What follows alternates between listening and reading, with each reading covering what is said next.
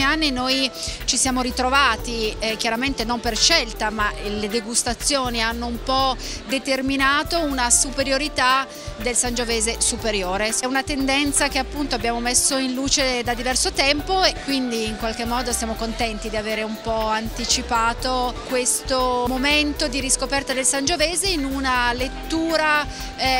più immediata, forse anche più rispondente alle caratteristiche del vitigno e del territorio, e quindi quella di un vino con chiaroscuri ma non eccessivamente appesantito da scelte enologiche, magari di un'eccessiva maturazione o invecchiamento in legno, quindi che mette in risalto in chiave positiva queste caratteristiche.